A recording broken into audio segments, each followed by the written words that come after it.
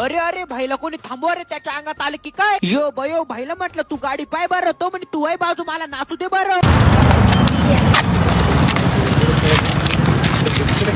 टेकडी कॉलेज भूषण बिकेत म्हटल्यावर त्याच्यावर लक्ष तर द्यावं तर लागणारच ना. सोपं नाही भाऊ. तर सुरुवात इथून झाली. अरे आज आपल्या गावकऱ्यांनी रस्त्यावरती गर्दी काबर केली. म्हटलं आता काय विषय झालाय भाऊ. दुर्गे म्हणी चाल बर तिथं. अरे इथं तर बुट्टे विकायला आले ना रे. हा छोटा डॉन म्हणी मेरी जान चायला म्हटलं बघू द्या बरं. भूषण बिके चप्पल घालत नाही तर बुट्ट कधी घालणार आहे. जाऊ द्या भूषण बिकेने घालत, पण त्याची मैत्रीण तर घालती ना. चला एक जोडी घेऊन टाकतो. तर भावांनो तिला ना आता बुट्ट बिट्ट घेतलेले. मग भूषण बिकेना घरी आला. आता तिच्याकडे जायचं म्हटल्यावर थोडस कडक मध्ये तर जावं तर लागणारच ना. मैत्रिणीला ना एवढ्या लवकर रिव्हील नाही करायचंय. टेन्शन नका घेऊ, तिला पण दाखवतो. खरं जर सांगायला जर गेलं ना, तिचं आणि बिकेचं भांडण झालंय. त्याच्यामुळेच तर तिला मनवायला हे बुट्ट घेऊन चाललो. सोपं आहे का. पहिले ना संजू भाऊकडे आलो. अरे चेहरा तर ओळखीचा दिसतोय. अरे हा तर प्रणव दादा येणार आहे. म्हटलं काय नाही चालू द्या कटिंग. तोपर्यंत मी ना दुर्गेची कटिंग झाली का ते बघून येतो. याची ना कटिंग चालू होती तोपर्यंत भूषण बिकीने संजू भाऊ कडून ना भावळीला रेश मारून घेतली. कपाळावरती चंद्रकोर आणि भावळीवरती रेश. हीच तर भूषण बिकीची खरी ओळख आहे. महेश भाऊला भेटलो डायरेक्ट कॉलेज वरती आलो. तिथं ना अथर्व आणि आर्यन भेटले. भाऊला कोणी ओळखलं, आपला भाऊ आहे बर का. आता टेकडी कॉलेज वरती भूषण बिकेचं राज्य म्हटल्यावर तिथं काय घडामोडी चालू आहे ते तर बघावं तर लागणारच ना. आपल्या टेकडी कॉलेज मध्ये ना गॅदरिंग आहे. त्या संदर्भात भूषण बिकेला तिथं बोलवलं होतं. निफाड तालुक्यामध्ये बघायला जर गेलं ना, आदर्श कॉलेज टेकडी कॉलेजाचे. कॉलेज वरतून घरी आल्यानंतर असं काही गावामध्ये नेत्रसुख बघायला भेटलो. भाऊ म्हणे त्याच मध्ये ना. म्हटलं घे ना, त्यात बसा थांबली ना.